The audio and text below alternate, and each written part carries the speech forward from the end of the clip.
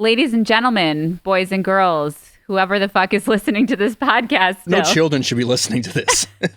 Boys and girls, go to bed. Yeah, I know exactly. It's funny because I did this this master class like a couple weeks ago, and I was thinking about telling them to listen to this podcast. And I'm like, should I be telling people under 18 to listen to this podcast? Should you tell anyone that you're doing a master class? Could you imagine if I walked in front of somebody at a store somewhere and be like, I'm teaching a master class? Like what? A master class in assholery? Like literally. Like what does that even mean, a master class? Who even says they're a master?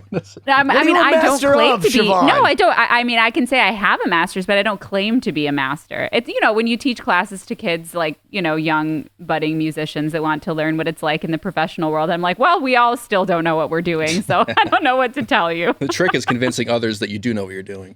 Exactly.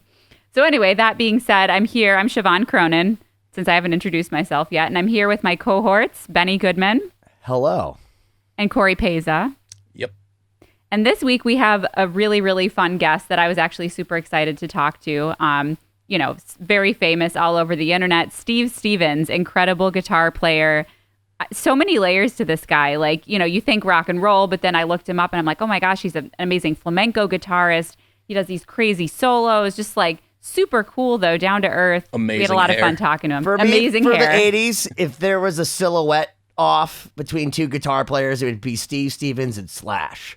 Like if there's anyone that could come out with just nothing but the backdrop and then you just see their hair and their guitar, like a little bit of the lip ring or the nose ring, depending on whether it's Slash or Steve Stevens. But like Billy Idol, like it does not exist in my mind, okay, being a 38-year-old, without Steve Stevens. But then you go and see that he played with Michael Jackson. He did the Top Gun theme, which means that he was literally on a version of HBO, HBO2, Showtime Max, Cinemax, and all those different channels from like 1994 straight through 2007, concurrently, nonstop, 24 hours of the day. Yeah, he's Steve so Stevens. intertwined into rock history, which is always cool to have a guest that just... They're connected to everything. He's ubiquitous. They have so many stories. And he makes it sound so easy. He's like, oh yeah, just a kid from New York, just ended up with all these amazing gigs. So yeah, he has such a cool story and, very relatable. Lots of rock and roll stories. I think, though, you guys have to look at his sunglasses to really understand him. Because if you read, because he's a deep guy, if you read what his computer is saying back in his glasses, there's some serious shit going on in there. And here's the thing.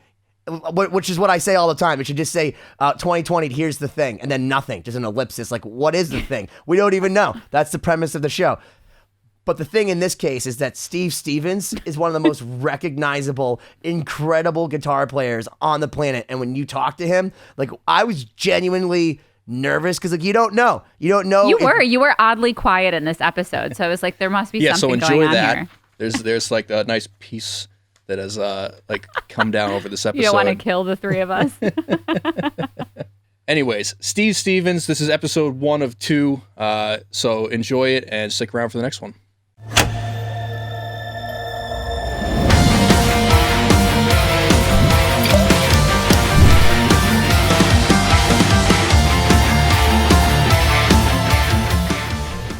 All right, welcome to another edition of 2020. We're back here again with a very, very special guest that I personally am super excited about. And I've spent the last 5 days researching avidly, watching lots of interview videos. But this week we have Steve Stevens, legendary guitar player, super versatile, which I really, really appreciate as a classical girl who's in a million different worlds. So I'm here with my 2 co-hosts. I have Benny Goodman. Hey.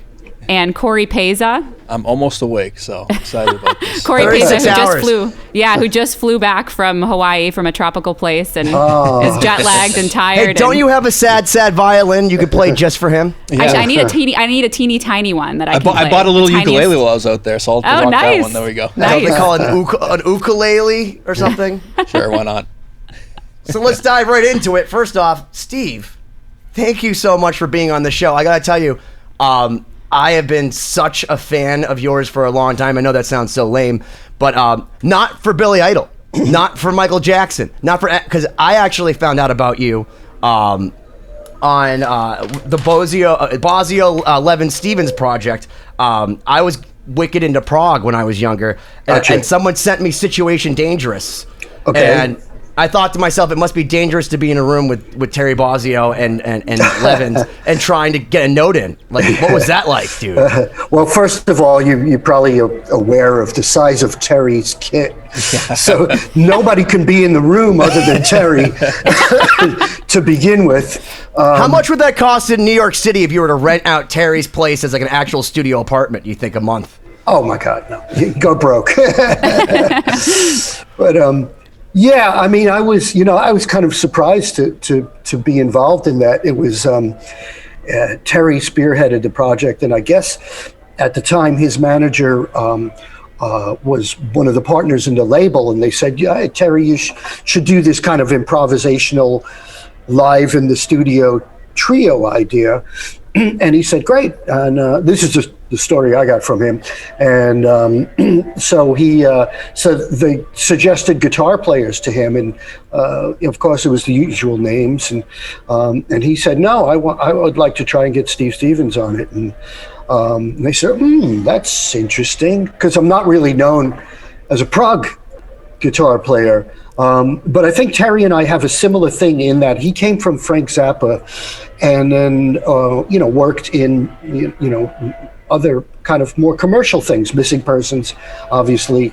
So he's a guy who's technically can play anything, but also loves loves the gift of melody and understands, what keeping a listener involved in is all about. And so when he contacted me, he was living in Austin at the time. I went and stayed with him, and we kind of jammed in his garage. He had a much smaller kit. I was saying, what's it like to jam with Terry? I mean, literally, now you said he's a very musical drummer, but like he has radial cymbals. I remember seeing it like one of his things where his cymbals actually have tones to it. Like, Do you feel like he's stepping on you by playing a Bach aria as you're trying to play flamenco guitar? No, I mean, he's a pro, so he's a listener as well. He's not one of these guys who's just in his own world and unaware of what anybody else is doing. And obviously that comes from the days with Frank Zappa. So we kind of hit it off and just said, this could work. And we started to think about a bass player, and we both said, well, there's one guy, but we'll never get him. Who's that? Tony Levin. Oh, we'll never get him. And as it turned out, the record was done quickly, live in the studio, 5 days, no pre-production, nothing. And Tony had a little window in between his Peter Gabriel commitments, and we managed to get a hold of him. And it was so important to have a bass player like that who could really ground everything, because Terry and I, when any given moment could go off into some, extravagant thing, and Tony really kept it together. So it's because he's not even just like confined to the bass. He's got the Chapman stick, which I didn't even know what that. I had to look. You didn't even Google in 2000. I had to actually look up what a Chapman stick was, and I was like, how the hell does this human being play it? And I'm like, I guess if there's going to be a guy that plays with Terry, you got to get Tony Levin, because he's probably the only bananas level bass player other than like a Les Claypool or something. And we were both such fans of him. I had seen him with King Crimson a number of times. And I love Peter Gabriel. So the minute he plugged in and there's that sound, I mean, it just comes from him. It's as any musician will tell you, it's not about the instrument, it's about the guy playing it. And I heard that sound, and I was just like, it brought me right back to the, seeing him with King Crimson. And he's just such a, he really has a very even demeanor, and he's exactly what the project needed. Wow. So not to interrupt you there, but you said something interesting that I actually wanted to bring up. I had done some research on you and heard that you started playing on acoustic guitar. And speaking about sound, this is something we talk about a lot with our guests. Like, does sound come from the amps? Is it your tones that you set up electronically, or does it come from the fingers? And I think it's really interesting that you started learning on an acoustic instrument, because that's something that I relate to as a violinist. So maybe if you can talk a little bit about that and how that influenced, developing your sound and all of that. Yeah. I mean, my dad brought home a $35 acoustic guitar for himself. But Nice. But this is when I was 7.5 years old. But by the time he got to, he was a blue collar working guy, and we lived in Queens and he worked in Jersey, and it was an hour and a half in the car. By the time he ate dinner, he didn't want to see anything but, maybe a little bit of TV, and then he was out. So the guitar ended up in my room, and this was the period of the singer-songwriter, acoustic, James Taylor, Joni Mitchell, Simon and Garfunkel. And I have an older brother who's 5 years older, and some of his friends played guitar, and they came over and they said, he's making a hell of a racket, but it's in time. He's got rhythm. Good rhythm. Yeah.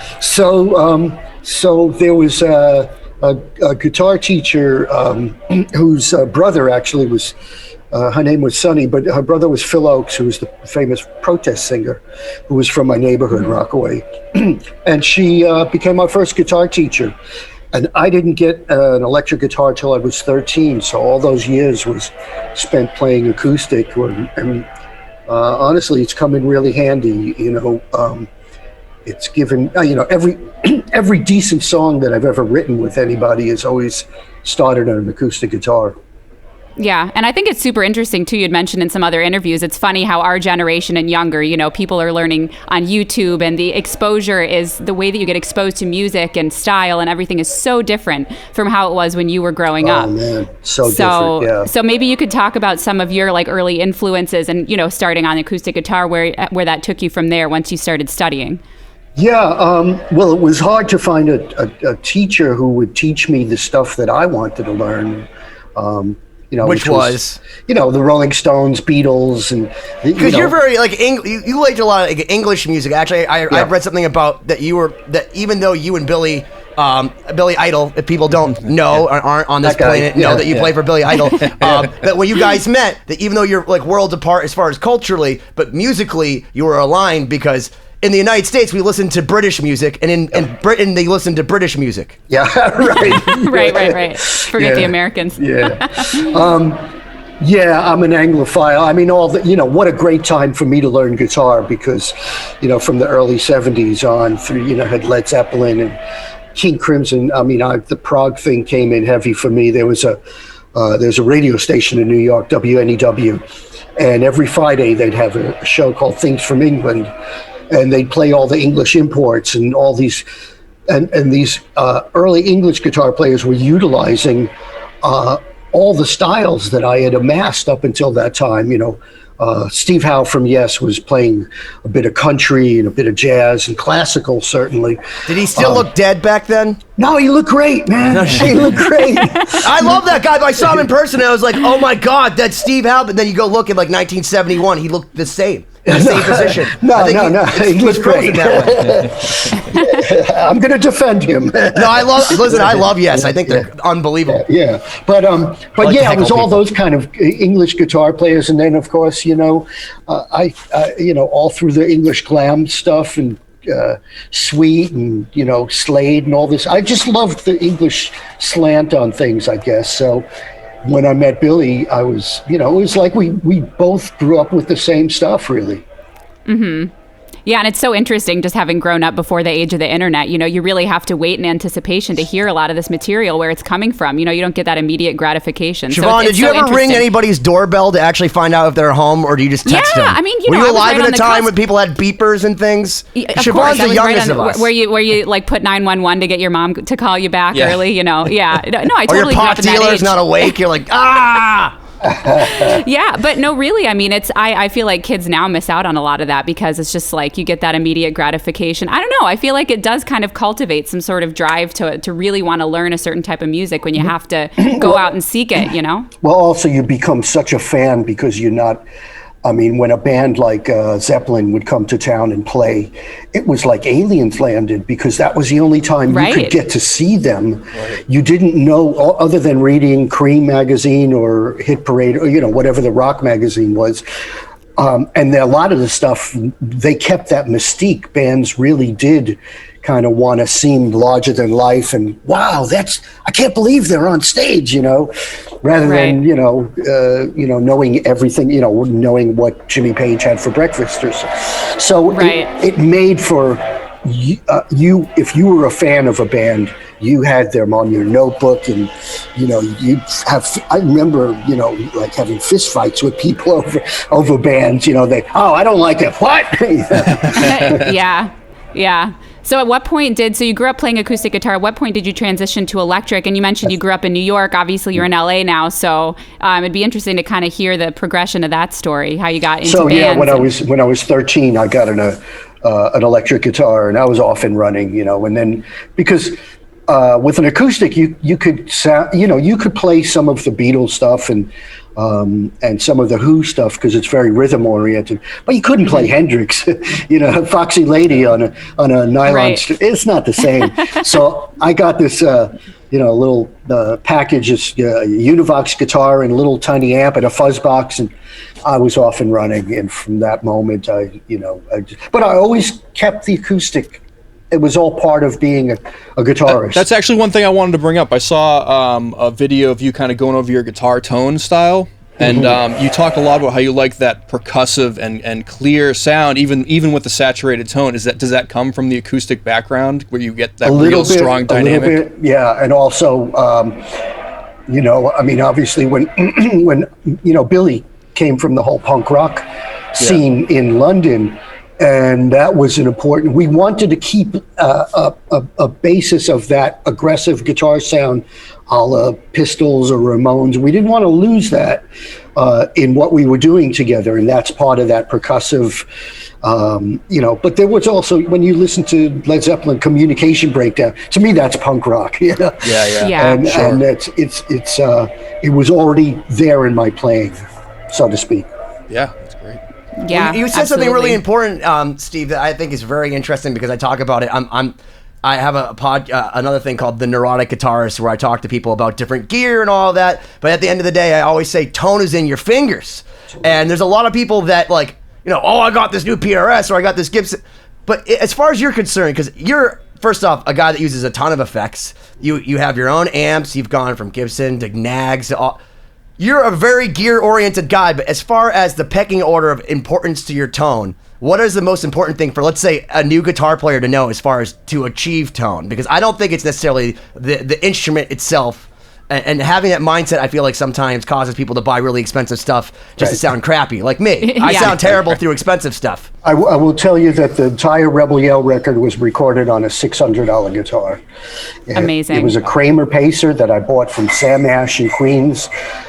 Because I didn't have a guitar with a whammy bar on it, and I wanted to experiment. I had a Les Paul, actually, a very nice one, and I was just like an afterthought. Oh, it'd be nice to try one of these whammy bar guitars, and it opened up a whole can of worms for that record. But it's not about, the gear is there to inspire you. If you have a nice guitar and you pick it up and you're like, oh man, I love this instrument, I'm married to it. But and that's regardless of how much you pay for it.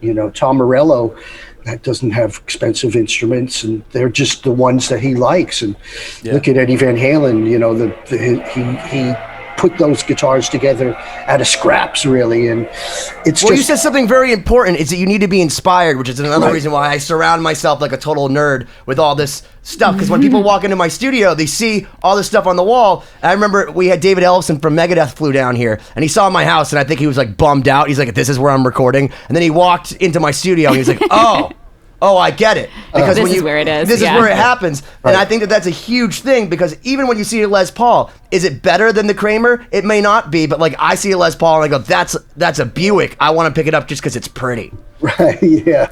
But it really is, it is in the hands. And I remember when I toured, when I was with Vince Neil, we opened for Van Halen for 6 weeks. And that had to be awesome. I wanted to ask you about that. Yeah, if you could talk about that. Amazing. Very cool. And, Ed and I were friends before that, so it was, we got in a lot of trouble together. Go on. But please. But so I had brought out a bunch of my vintage gear, and at that time Ed had just gotten with Peavy to do the 5150, which I see right behind you. Yeah. So he said, and I'm at sound check and my amp's gone down. And so he goes, "Hey man, why don't you play through my rig tomorrow at sound check? And if you like it, you can get these. I'll arrange for you to get these amps that dependable."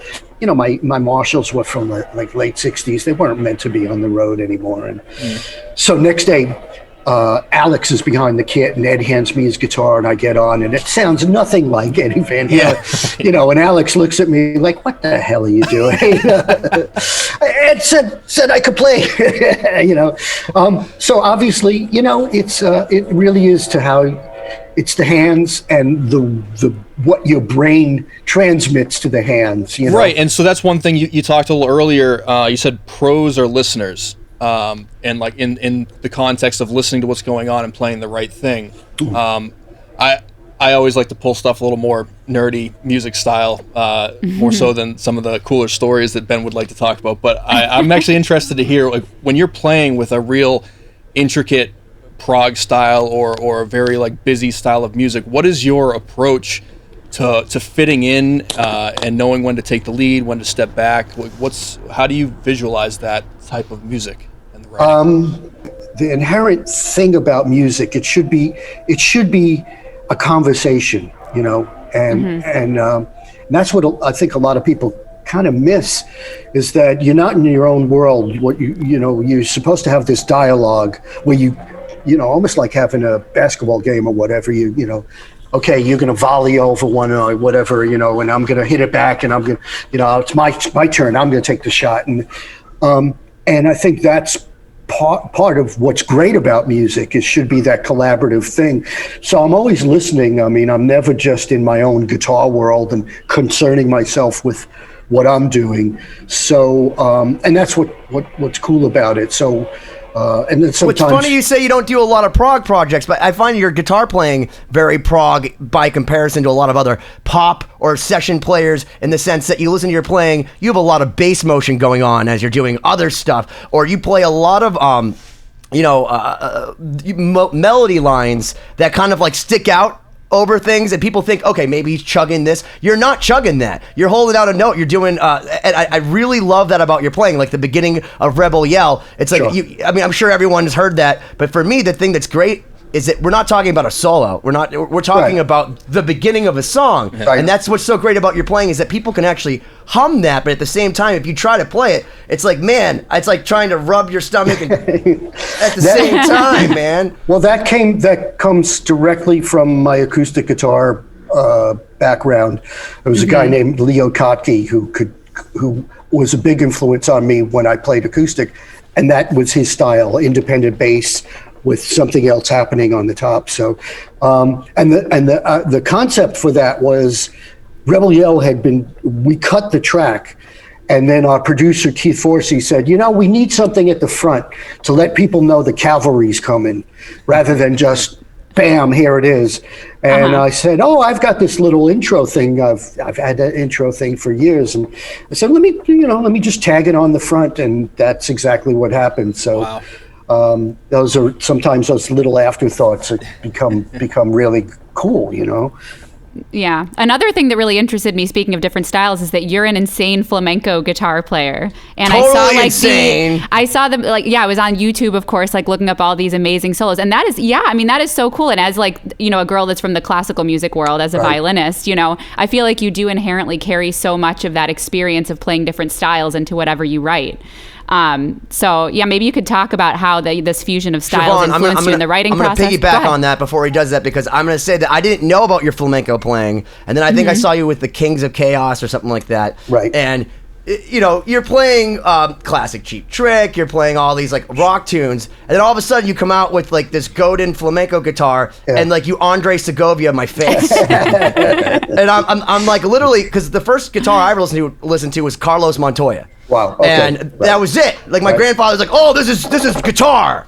And put on Carlos Montoya." That's what I had heard. And then I had not heard a rock player do stuff that I had never actually even seen that in person. I was like, holy crap, because you see all these guitar players, the Eddie Van Halens, who are great at that. Yeah. But you just said, hey, F that, I'm going to go play flamenco guitar, and you've melted my mind.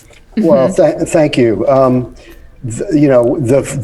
Like I said, when I started, it was hard to find cool guitar teachers, because they were kind of fuddy-duddy, back then. But I went to a summer camp, and the guitarist was a flamenco player, and he was a Romanian gypsy. He had escaped the Nazis in the Second World War with nothing but his guitar. And as a That's kid, amazing. Wow. This guy's passion, and you couldn't help but first of all, he was incredible. And I didn't know anything about it. And I went, what is that style? And he said, he gave the whole history of flamenco, and I just respected him and said, I want to absorb the passion that this guy has for his music. And so that was my introduction to flamenco. But the reason that my solo is flamenco based now is exactly, we were on the road when we were opening for Van Halen, and Vince Neil says, "Oh, you got to do a guitar solo, man." And I thought, well, I'm not going to do an electric guitar solo because in about an hour and a half, there's this guy's going to come out here and play Eruption. Right, totally, yeah. I mean, how are you going to compete with that, So I said, well, man, the one thing that I do that's unique, is my flamenco style, and I kind of put together this solo, and it's stuck ever since, and it's hopefully a unique thing to what I do. Eddie Van Halen as an electric player drove you to play flamenco live so that people like myself, who was expecting you to do a Van Halen-esque guitar solo, comes out and you're like, hey, bait and switch, but maybe you like this too. Right, and I didn't, the thing was, and that has rung true for a couple of things with Ed, I didn't want to be compared to him. Because I loved Ed. He was, we had become friends, and I mean, I grew up in New York, and and I loved Van Halen, but I didn't like these guys who were trying to be like Van Halen. A lot of the LA guys were just, once they saw the tapping thing, they were doing that, and it's like, find your own thing, make it, you're not going to out Van Halen. So, and that came into play. Also, I was approached by David Lee Roth to do his band when I was the Eat 'em and Smile thing. He flew to New York. And I was finishing up the third Billy Idol record, and I said, first of all, I have this commitment with Billy, and also, I don't want to compete with Eddie Van Halen because, inevitably you'll have to play those songs, and I respected the guy so much that I just thought, this wouldn't be the right thing for me. Yeah, that's so interesting. To jump back, since obviously we've talked a lot about the different projects you've done, I'm curious about how you did get introduced to Billy. Maybe for some listeners that aren't familiar with your work or your background, like you don't just grow up with an acoustic guitar and then get asked to play with Billy Idol. So what's the progression? How'd you meet him? How did that get going? So I grew up in New York. I was in a band just prior to Billy. That was signed to Island Records. We went down to the Bahamas to record, and our producer was Jimmy Miller, who had produced those classic Rolling Stones records, Honky Tonk Women, all the real classic stuff. And so we went down. The record was never released. It was shelved. We really didn't know what we were doing. We were just a bunch of knuckleheads, really. Join the club. Yeah. So we got back to New York, and we were kind of like, oh, well, what do we do now? And we found interest from Bill Aucoin from Aucoin Management, who managed Kiss. Who else was he managing at the time? I'm not sure. There was a couple of other bands, Manowar, I think, a couple of bands that he had, but mainly it was Kiss. And he came to see the band, and we did a couple of showcases. And in a conversation, he said, "Well, what do you want to do?" And I said, I need other people to challenge me. I need other writers. I need a strong, charismatic singer, and I need other guys who, kind of, almost better than me to bring me to the next level. Totally relate to that, yeah. Mm-hmm. So,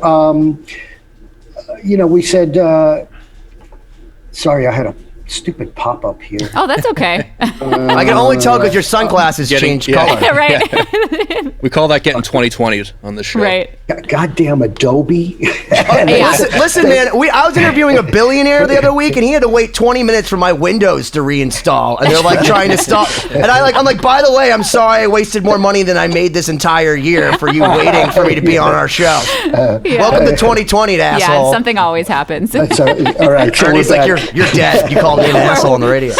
We're back. Yeah. So Coin Management said, "Oh well, we'd like to continue to manage you. We believe in what you're doing." I had written a couple of songs. Actually, one of them ended up on a Peter Criss solo record, cool. And so we said, we'll form a band, and we placed an ad in the Village Voice, guitarist looking for a singer, bass, I was looking for everybody. And then about 2 weeks later, Bill called me and he said, "Oh, do you know who Billy Idol is?" And I said, and by then, Dancing With Myself was kind of an underground club thing. There was it was being played in the clubs. And I said, "Oh yeah, Dancing With Myself." He said, "Yeah, well, we're managing him. He's just moved to New York. And you guys should meet." And we did, but my approach was that it was never like, "Okay, great, I'm going to be your guitar player," and we're off and running, because we came from very different musical backgrounds, and it wasn't until we discovered our love of some of the glam stuff and Lou Reed and some of the, I certainly wasn't a punk rock guitar player, although I liked, a lot of those bands, and I liked the kind of English new wave stuff. But I said, "Look, I know every musician in New York, and I'll help you find a bass player and a drummer. And then when it comes time for guitar, hopefully you'll consider me." And I don't know if he looked for anybody else, but I got the gig. So, wow, that's incredible. I feel like it worked out for him too, though. Yeah, I mean, look, the last thing that he needed, he did 3 records with Generation X. He moved to a new country. Why try and recreate or do another Generation X? And I said, "Look, man, I'm a team. The main thing is I'm a team player. I need someone who's got a vision so I can work with. And wouldn't it be better to have someone who's really capable, and maybe you have to, if they play 100 notes, you take the best 50, rather than a guy who could only play 25 notes and you have to push him and go, oh, well, that's not, it's better to kind of take the best of somebody." And that's worked pretty well for us, I think, 38 years later. Yeah, and you guys are still writing, right? You're working on some stuff right now? Yeah, we just recorded what'll hopefully be an EP with Butch Walker, who I've been a fan of. I love his records, and fortunately, it's the one thing that we could do this year. We all kind of, hibernated and quarantined. And then the 3 of us, it was just the 3 of us working on these songs and music. Butch plays every instrument and engineers and produces. So we're very fortunate we were able to do that. It's really interesting because you've mentioned a lot of different producers. And Cory and I attempt to produce, if you will. And the thing is, it's about finding your tone. How important do you feel like those early producers, and even the producers you still work with, are as far as impacting your sound and maybe even your image and who you are as a guitar player? Because I know as a producer, I can be like, I can do anything I want. He's left. So you've mentioned these guys. Have they brought you up? Like, how important was it to developing the tone? I wouldn't say that any producer has helped me in that respect. Engineers have. And there was an engineer that when it came time to do Rebel Yell, I really was here. I was trying to explain, backtrack. Our producer, Keith Forsey, came from working with Giorgio Moroder and was a dance guy. And that's why those grooves, he was a drummer originally, and that's why those grooves are so cool, and the interlocking between the bass and drums. Keith Forsey is the producer, and he's so good at that. But when it came to guitars, he would say, I don't know about guitars, because I'd constantly be going, no, the guitar sounds not right. It's not right. It's, What's that squeal? It's a pinch harmonic. No, it just wasn't big enough. It just wasn't cool enough. And then we found we were recording Rebel Yell. We were at Electric Lady Studios, which was Hendrix's studio. And we got this engineer, Dave Whitman, who had done everything from Led Zeppelin to Kiss to Mahavishnu Orchestra. And no big deal.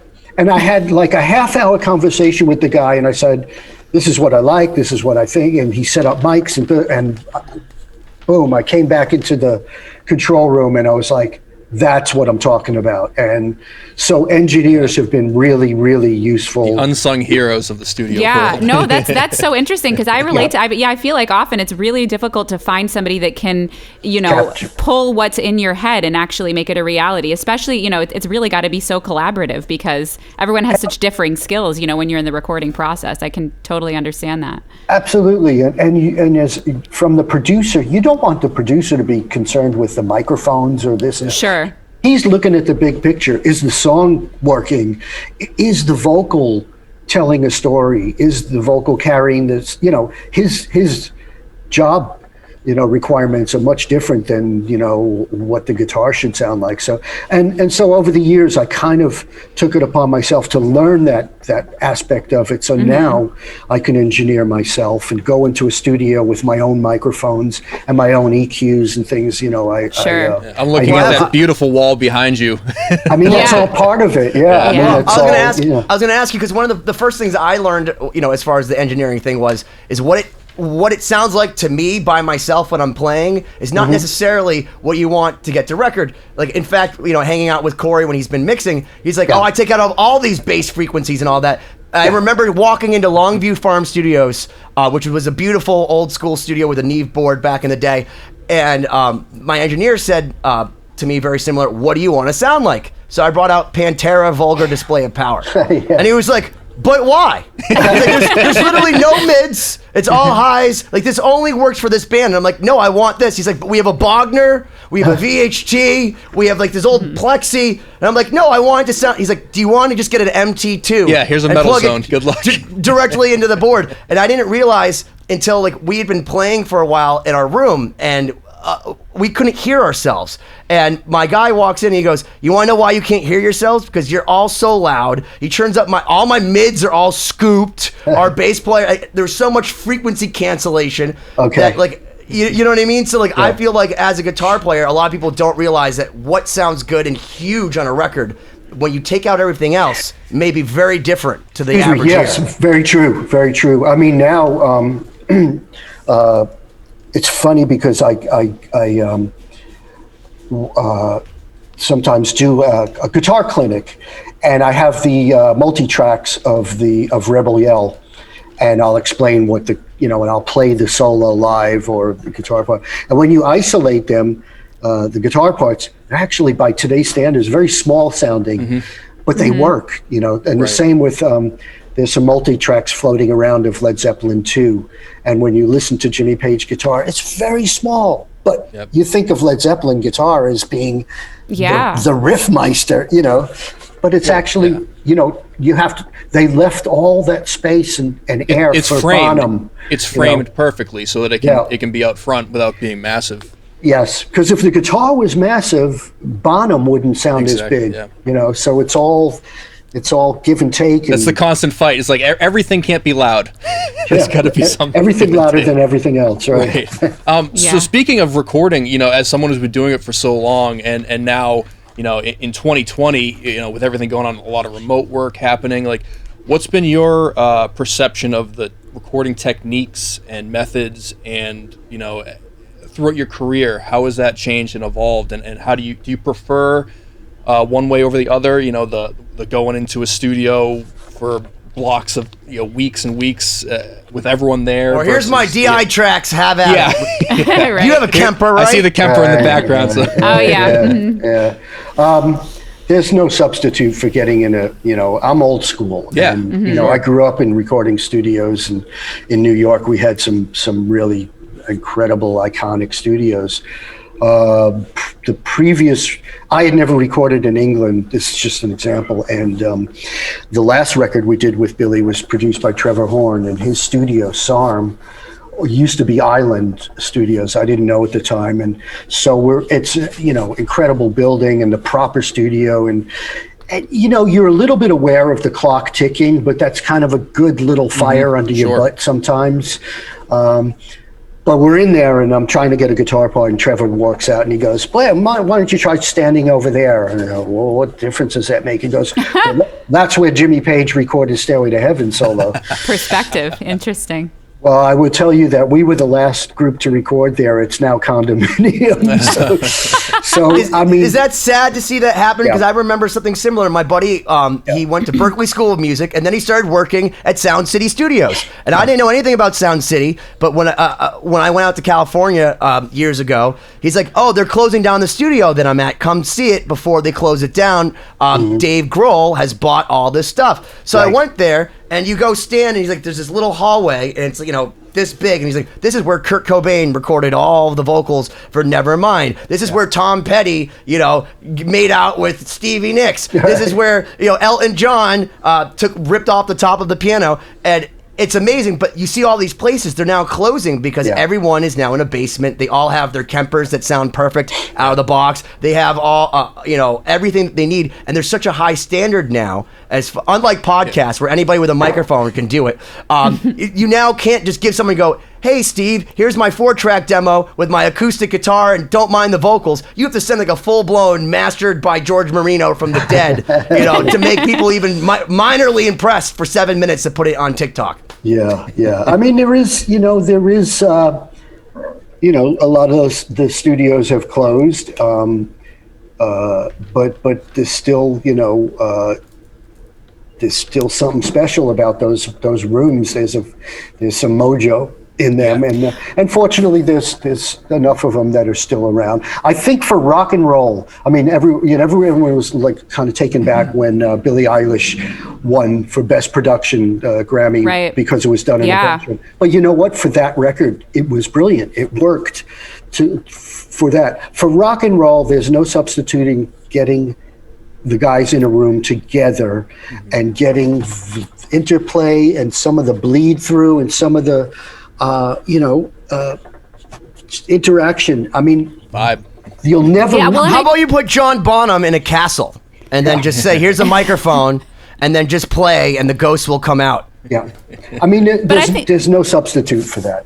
Right, and I mean, it comes down to the writing process too, and this is something that I've learned to relate to because, you know, I come from the classical world where everything's pre-composed, you're learning music that someone else wrote, and my life up until recent years has been just performing that, right? Okay. So the three of us are in a band together, and I've had to get more involved in the writing process, so I think you're totally right. I mean, there's so much to be said for, you know, the inspiration that comes when you're collaborating with other artists, and, you know, like you mentioned in some of your experiences, you play something and then someone says, "Oh, why don't you do this or do something else?" Or, you know, and these guys do that for me all the time, you know, where it's like, if I were to do it in isolation, none of it would happen. Right. You know, so it's weird to me, the current culture of like hired guns, you know, where people are playing shows where not everyone was involved in the writing process.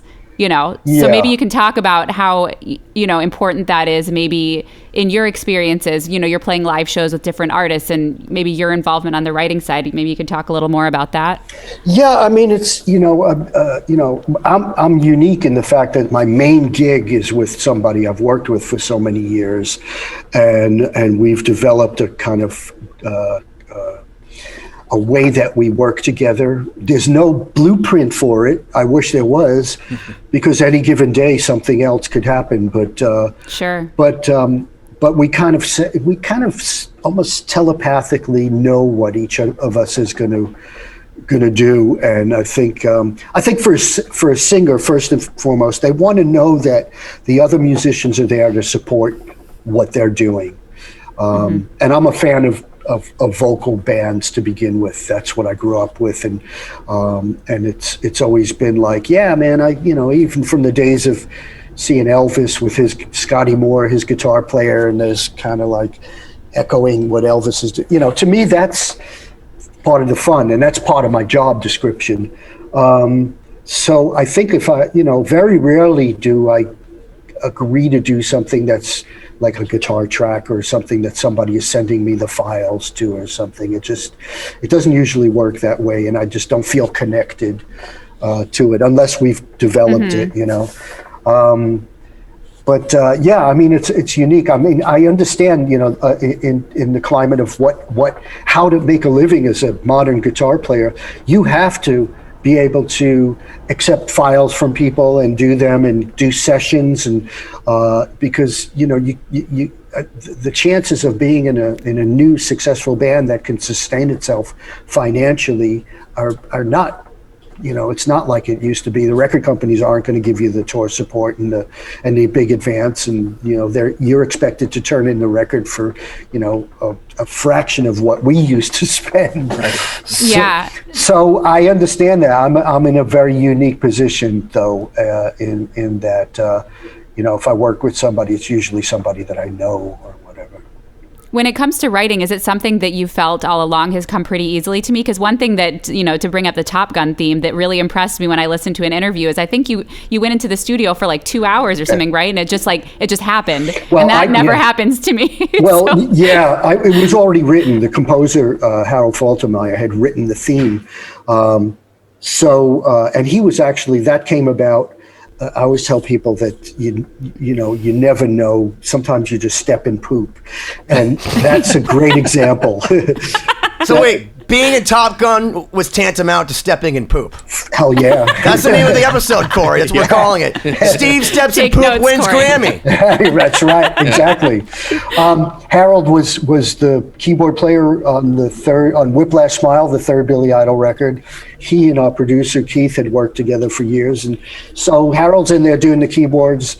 He pulls me aside, said, "You know, I'm working on this score for this Top Gun movie with this actor named Tom Cruise, and you know, the only thing he had done up to then, I think, was Risky Business, and and he showed me some footage, and you know, it's, you know, now you look at it, and it's almost like you can see the little stick holding the plane. Right, it's like stop motion Christmas CGI movies. Yeah. But back then it was like, wow, that's so cool, you know. Right, and, totally.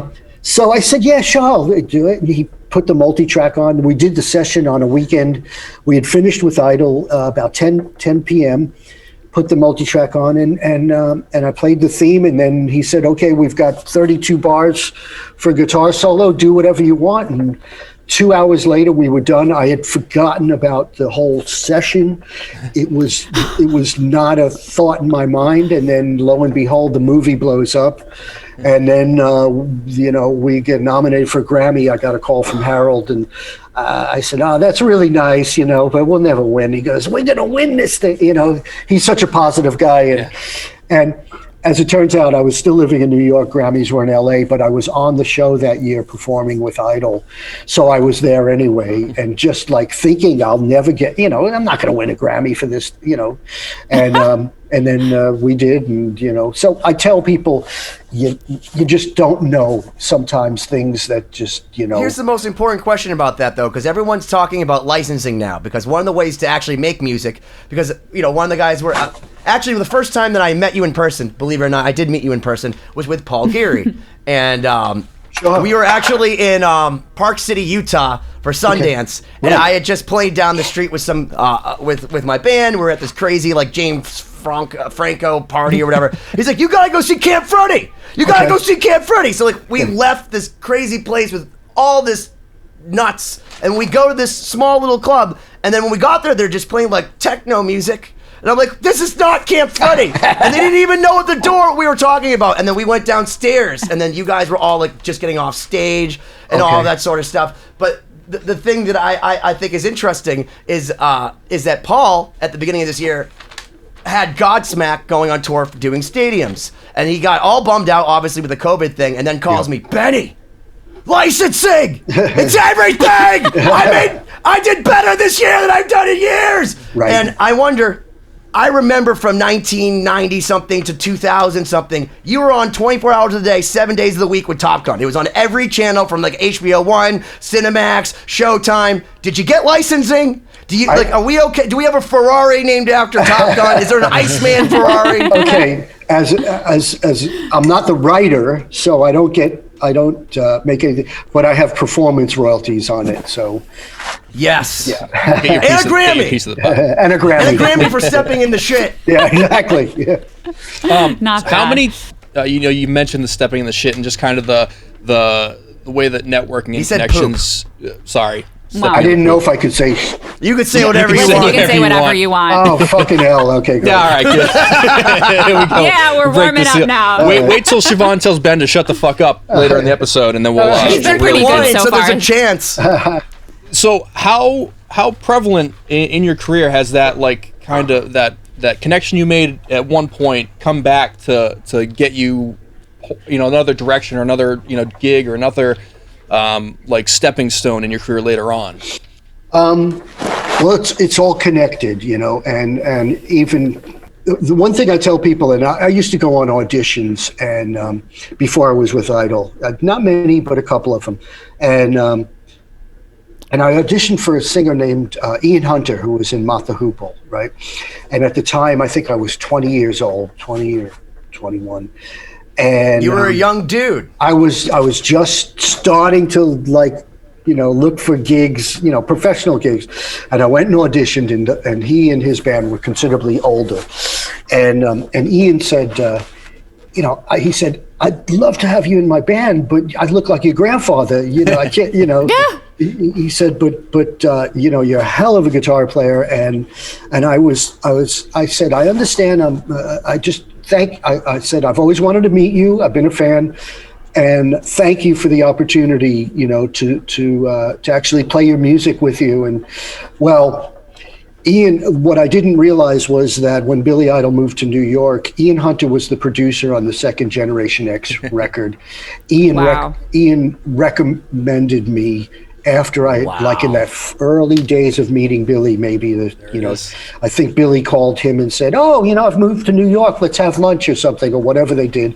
And Ian probably, from what Billy said, Ian said, "You should check out this guitar player, Steve Stephen." And Billy said, "Oh, I've been hanging with him." So those kind of things. Social proof. Yes, it's have a good attitude and be gracious and because as a musical director for Idol over the years, I've had to audition people and audition drummers and this and that, and a lot of the people that maybe weren't right for Billy Idol went on to do other things, but there were guys who had an attitude that I would never, even consider recommending, just like, you guys don't know it. You don't know what you're missing. Okay. Yep. Yeah, I was just going to say that was the second time you mentioned something where I was thinking, this element of humility is so important, and that's something that I've even experienced, when you have that good positive attitude and you're grateful for the opportunities, it can make a difference where you don't even realize. Well, that's a lot of things that you see as far as these guitar players or even these musicians, these session musicians that go around and play in a lot of different bands. It's because when it comes down to it, how many guys can A, play that well, B, don't have serious problems, right? C, can you actually get on a bus with them and travel around the world, and D, they actually want to elevate you as opposed to being the guitar player that pushes Ozzy out in the middle of the stage and just does the Tony Iommi thing the whole time, which fine, but the point is that there's only so many of those guys. You whittle it down because I found that almost every guitar player that I've been wowed by, there's something inherently wrong with them. It's okay, so Same with violinists. They could play sweet picking arpeggios, but then they have boogers hanging out of their nose and they don't notice it, and they'll talk to your mom and they're 3 inches away. You're like, how does this happen? Yeah. I mean, you brought up a real huge thing is, when we tour, 2.5 hours is spent on stage. The rest of the time is you spent with people, and I damn well want to make sure that I'm with people that I like, So I was very careful about, who was in Billy's current band, and made sure that we had good quality people. No, that's great to talk about that. And this is a question I actually wanted to ask you, if you had any sort of, from your experience, if you were to give advice to young musicians, because obviously totally different generation now. Everyone feels like they can just go viral on YouTube and that's going to give them a career. Besides being humble and playing your instrument well, what other sort of advice would you give to someone that's, interested in becoming a professional or who might be young that's inspired by you? It's always okay to say you don't know. That's always served me fine because you're honest. And I remember when we did Billy's first record, I really didn't have experiences in the recording studio, and I was I was a Les Paul into a Marshall guy, right? And then here we are working on a couple of like sort of R&B based things. Billy's records cover a lot of different areas, and I didn't really know about Stratocaster. I never played a Stratocaster or a single coil guitar, and I would say, and our producer Keith would say, we're looking for this, and I would say, I don't really know, but if you play me an example of what you hear, I can go down that path with you. And I think, and they could have very easily, at the end of the night, called in a session guitar player to take care of it in 1 hour or whatever. But I think my attitude about willing to learn and not being frustrated and just show me, and I'll get you, I'll work towards it. And I always tell musicians, especially, we make mistakes all the time on stage. There's and I'm the musical director, and after the gig, I'll say, hey, what happened on that third bar? Are you like Prince? Do you line them all up and go through all the notes and then because you played with Terry, so he probably got docked at least half of his pay by Frank Zappa, because he didn't say the right lyrics in Titties and Beer when he was the devil. Look, man, in the 80s, I was not that cordial, and I remember I kicked in the tom of one of the drummers because he blamed someone else. He said, well, there's the bass player. What a drummer. He did that, and I got pissed off, and I went, you need to take accountability. Yeah. Right. And now I've got guys that they go, that was me. I stank up the place. And we laugh about it, and we go, all right, what happened that we, and I make mistakes all the time, especially I'm 62 now, man. I make a lot of mistakes. So, There's no mistakes in rock and roll. You know what? He's on this podcast. We already know you've made a mistake, or you can blame your management, but that's fine. Real quick, just for our listeners and our viewers, can you give a quick overview of your responsibilities as a music director? Because I feel like that position is almost like a industry position that a lot of people Wizard of Oz. It's an enigma to the rest of the population. I think people might be interested to hear what you do. I rehearse the band. Singers don't want to. We do considerable pre-production before a tour. Mm-hmm. A lot of bands don't. They can't. We're in a position we can afford to do that, so we bring in full lights and sound and rehearse the show. And Billy doesn't. He knows how to sing Rebel Yell, White Wedding. He doesn't need to be there, Right. So I'm there to rehearse the band and get the band primed and ready for him. And if there's new songs, a perfect example would be, we have about 6 new songs that need to be learned. So when it is that we do go back out to play, I'll be rehearsing the band on those, 6 songs. I get together all of the file. It's just clerical work, Right. I got to send, MP3s so people can learn the songs and all that kind of stuff. And I help craft the sound of the band, right down to, this, a perfect example, our drummer, we rented a snare drum. We were in Australia, and he rented a snare drum for that tour, and it was incredible. And I said, give me the name and it's a vintage snare drum, and I found one on eBay for him, and so you got to get one of these because whatever, stuff like that. Yeah. So I think that's important to know that there's a reason that you guys sound amazing on stage, and there's a lot of work that goes into that. But he also downplayed the clerical thing, which I don't think should be downplayed, because we're in a band called Lost Symphony, and we've worked with people in multiple different countries. And and I want to get into you being in Japan, but we'll hold off on that for now. But we haven't actually been in a room with, not even all of us have met each other, because really what it started off was my compositions, and then Siobhán and I actually only found each other through one of our guitar players that actually unfortunately passed. But the whole point is that we actually are organic music, but that's been sent to so many different places and different things, and there's so much involved in coordinating different personalities and making sure that people didn't miss something or whatever. So you just downplayed a huge component, first off, of how we even came about, but that it sounds like it's a huge part of being in a band, for Billy Idol, in the sense that you're sending tracks to people. You're saying, hey man, did you get that bass thing learned? Right. Do you need me to send you the files? Hey, I can give you the BPM. And that is exactly that's right. the stuff that people need to know, because that's what makes it so when you go see you live, it sounds fake. It sounds like you are a backing track, but you aren't. You aren't, because I've seen you guys live, and it doesn't sound real. It doesn't. But that's the best thing for me as an engineer, because every once in a while, I'll hear like a scratch or like a little bit of a bad note, and I go, they're human.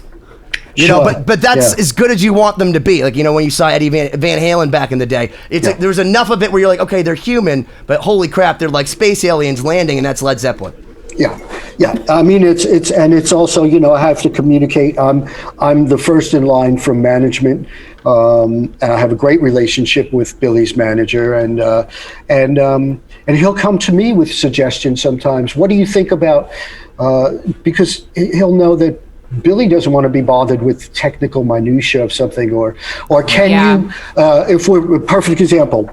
We're working on songs, and we'll set when we feel we've got something substantial, we'll send it to the manager, and he'll say, "Well, how would you edit this?" And I'll put together an edit, how I hear it, or you know, some other approach to something, or you know, a mixer. I have to communicate with who's going to mix the tracks or whatever, and make some suggestions and things. And you know, now with my home studio, some of the stuff I can do here at home and nice rack, Steve. Show, yeah. I'm surprised you don't have like the LEDs around everything like I do now. Like you can make you can make all your stuff you can, like, glow. get it all tricked out. I want it purple, like my nags. I've got a lot of LEDs, but yeah, I mean, a lot of it is taking care of the business side of it.